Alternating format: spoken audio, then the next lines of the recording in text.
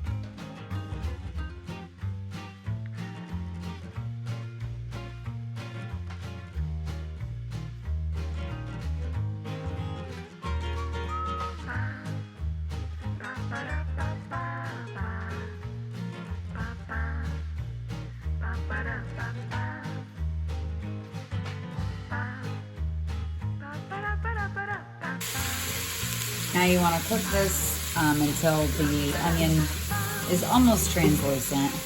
What you're trying to do is draw out the flavors of the vegetables before you add the bones and the water.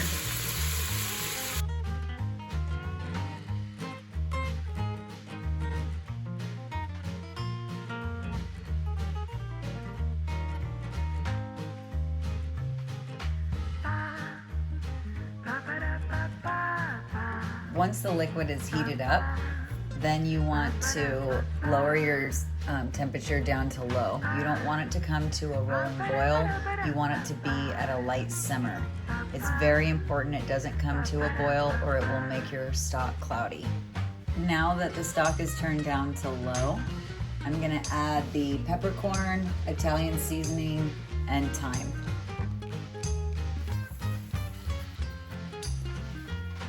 I'm going to strain this, so I always like to add a little bit of Italian seasoning. You don't want to put too many peppercorns, but you definitely, probably about 15 to 20. If you don't like that much, you don't have to put that many peppercorns. Like I said, we are going to strain the stock, and thyme. You want to make sure you don't stir your stock. You want to just let it slowly simmer for roughly, I would say, 2 to 4 hours.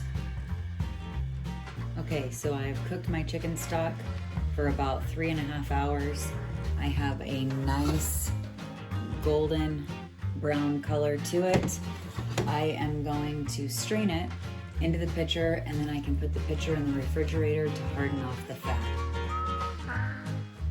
Hardening off the fat makes it a lot easier to remove, and you can ensure that you have the majority of the fat, because if the fat gets cold, it will solidify.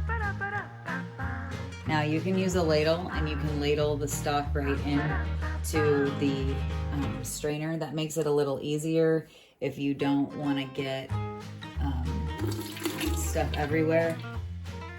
Now I have a towel nearby because this is a little bit messy.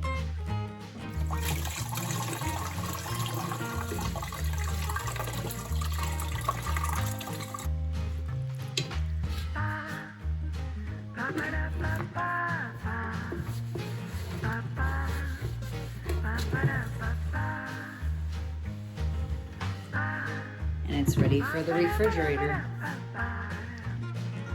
So here's what's left over.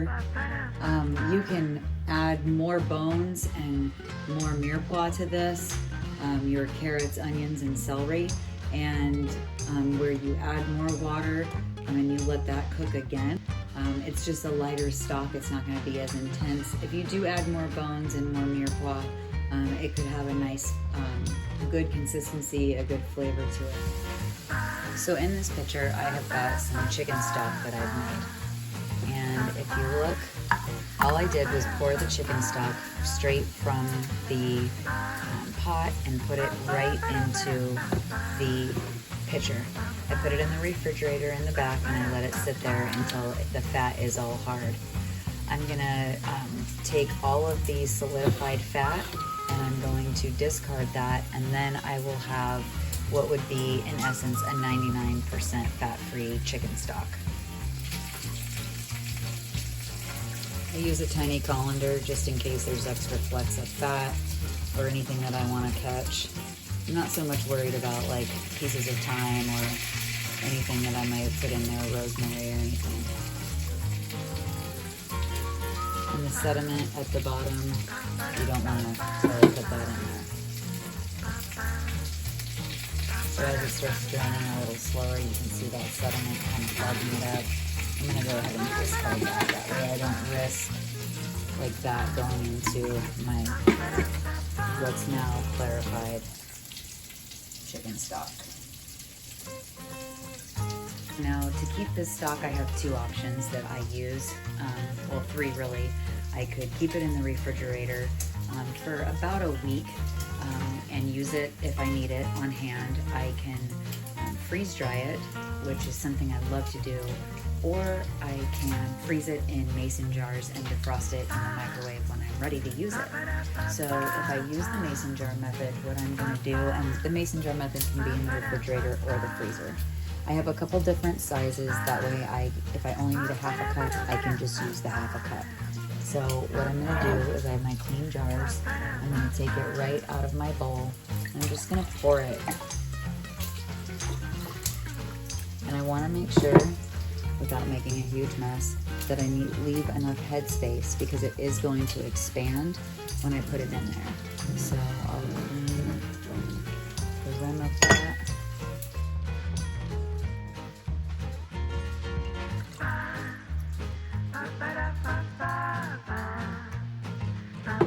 I fill it up just until the bottom rim.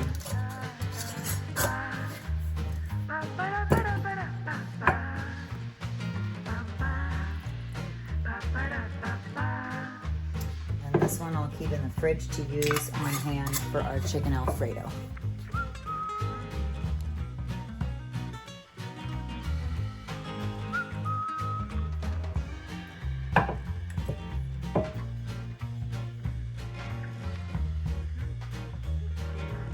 For Alfredo, which is going to be the third meal that I'm going to make with the rotisserie chicken, I have the leftover rotisserie chicken, fresh minced garlic, chicken broth, heavy cream, the green onions left over from what we picked out of the garden.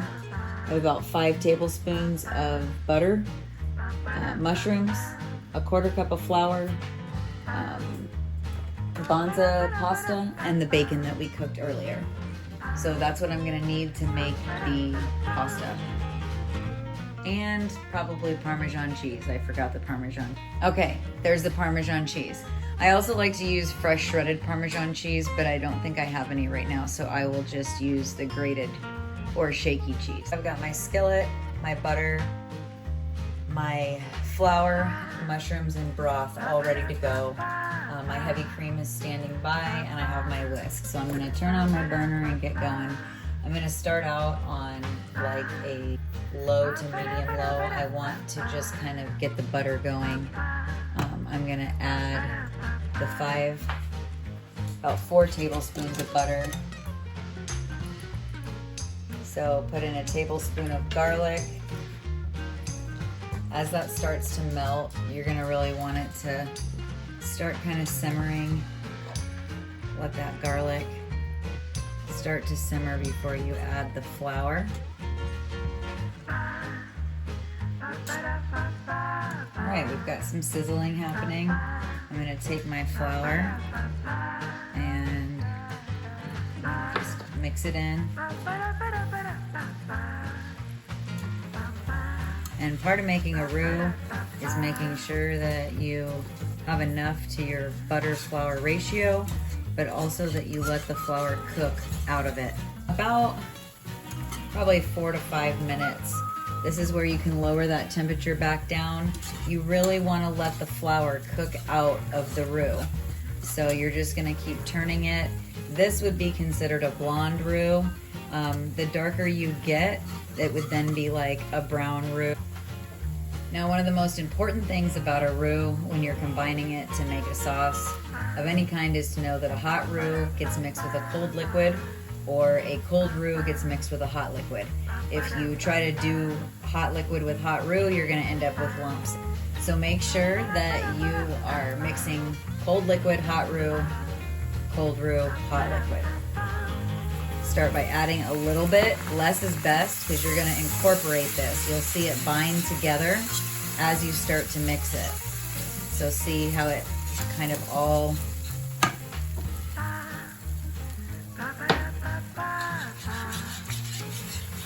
and as you add more liquid, it breaks, but then it will come together as you mix it. Just keep doing that with the rest of your chicken stock. That was about, I think it was a cup of chicken stock. See, it's coming together, smoothing out, and the lumps that we are seeing are the garlic that we put in there. If you want to make sure yours is lump free, you can always wait to add your garlic. I just like simmering it into my roux. Now I'm going to incorporate my cold heavy cream. So do it the same way, just a little bit at a time. Incorporate it into your roux. You won't see this one break as much because now you have started to create a thick base to your sauce. And you'll start to just mix that cream right in to your roux. And you're gonna use roughly twice as much heavy cream as you are stock. You can always break that up. If you don't want to use all heavy cream, I've mixed it with half milk, half cream, and I'm using heavy cream, so I'm not using half and half and then mixing it with more milk. So that's a cup of heavy cream. And if it's too thick and you really want to loosen it up, I would suggest using milk to finish off adding liquid to your Alfredo. The more you let this cook, the more it's going to thicken. Remember, we just made a roux. This is thickening up very nice. Making sure you get all the stuff off the edges. Okay, so now I'm going to add the milk. Do this a little bit at a time so that you don't make it too liquidy. I mean, yeah, you could always rectify that by letting it cook longer or adding more roux, but just to not make it so hard on yourself, add it just a little bit at a time. The other thing you could do to thicken up your sauce, when you add that Parmesan cheese, it's gonna thicken it up again. So you wanna make sure that it's not too tight. If it's too thick, when you put it on the noodles, it's not gonna spread well. So you want to make sure you still have Parmesan cheese to add, and see how it's getting a little liquidy now? I want to let this kind of simmer and thicken before I add the rest of this milk. So it's thickening up, and I'm going to add some more milk. You don't have to add it all, but if you add more and it maybe gets to be too runny, just let it simmer for a little bit on the stovetop and it'll come back. And I'm going to go ahead and throw my mushrooms in here.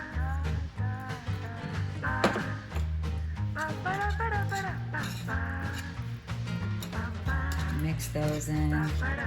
And I'm gonna add, I do 3 pinches of Himalayan sea salt on my Alfredo. Again, everything is to taste. I don't really measure. This is probably a teaspoon of black pepper. You most certainly can use white pepper or no pepper, or a half of teaspoon of pepper.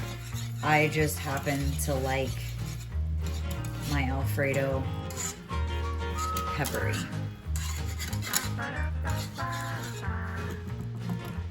I'm gonna let that simmer. I'm gonna add about 1/8 to 1/4 cup of parm. I didn't add the whole thing. I just kind of go by look, and then I incorporate that in.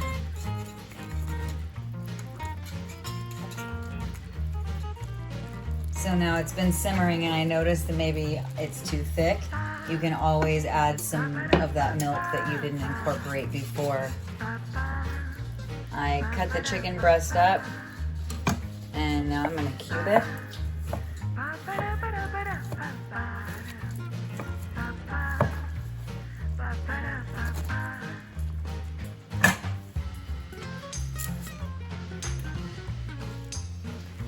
All right, so this is chickpea pasta. The ingredients are chickpeas, pea starch, tapioca, and xanthan gum. The trick to this is that you have to keep stirring it, like not constantly, but you do need to give it a little bit more attention than regular pasta. So I'm gonna put it in.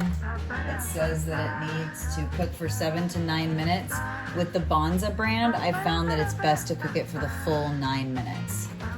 So I stirred it when I put it in. I'm just gonna give it another stir about a minute in.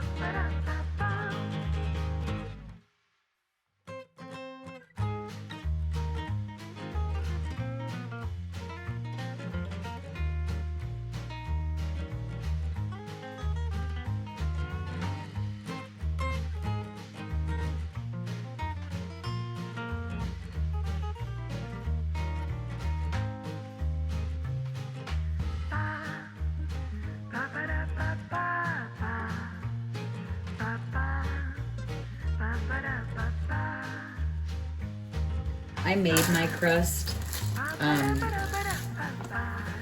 I will do a video on how to make a homemade crust, but you can always use a Pillsbury crust or a made ready crust that you get at the grocery store. That works just as good. I've done that in a pinch many times myself. So what you're gonna do is you're gonna start with a crust. In my case, I have to roll this out before we get going on the rest of the instructions. So right now I'm gonna finish rolling out the crust.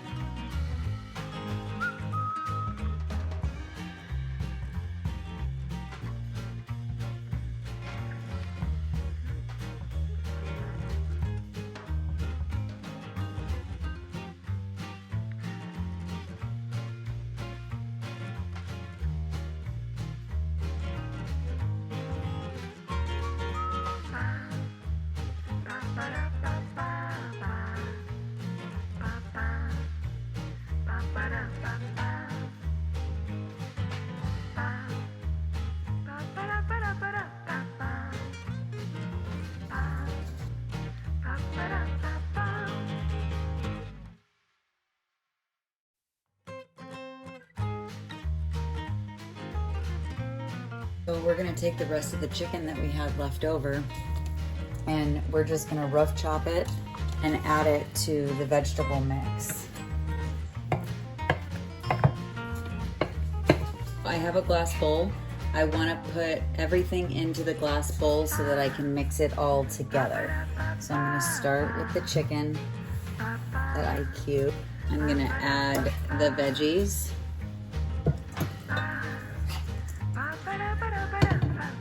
And I'm going to leave this for the top of the pot pie. When we finish putting it in the pan, I'll top it with the celery and onion before I put the top crust on. I've got my gravy cooking, so I'm going to take my cream of mushroom soup and I'm going to add it right into the gravy.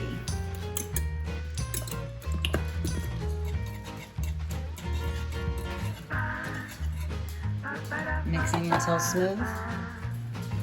So I'm going to pour the gravy right on top of the veggies. And now we're going to stir to incorporate.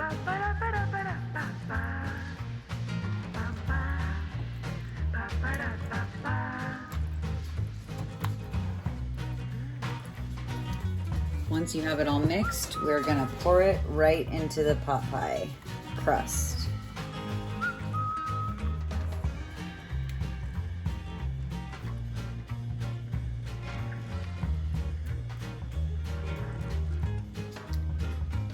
Now I'm going to top it with the onion and the celery.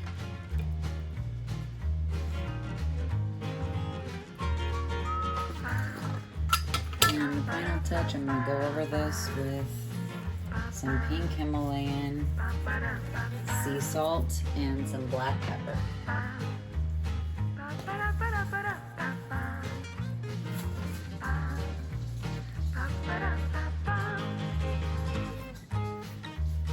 Put the top crust on and we're ready to bake.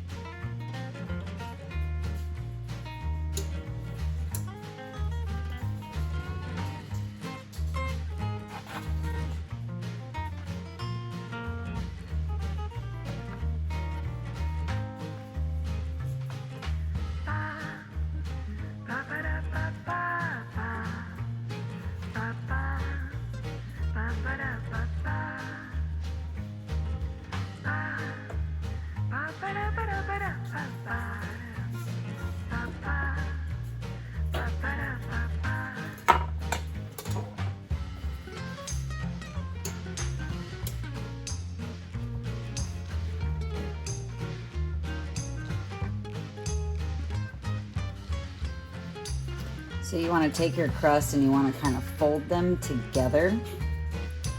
So I trimmed off the excess, and you want to kind of fold them together backwards towards you, kind of pinching them together as you go. You might run into a spot that it's like a little soggy or warm. Just try your best to pinch that together right there. And we're going to go back through and we're going to pinch the entire crust to ensure the seal. So I take my 2 fingers and I pinch them together like that.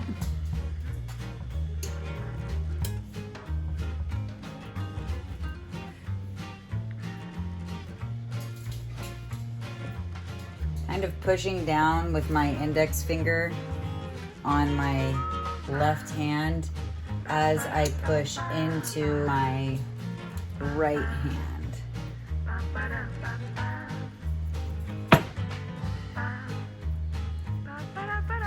And the reason we're doing this is to kind of ensure that those pieces are sealed, and it gives it a pretty aesthetically pleasing look. So there you have it. Now we're going to add our air holes. And you want to start at the center, kind of go up and pull your knife back and forth, and that will make that kind of little divot. So I have pull back. There you go.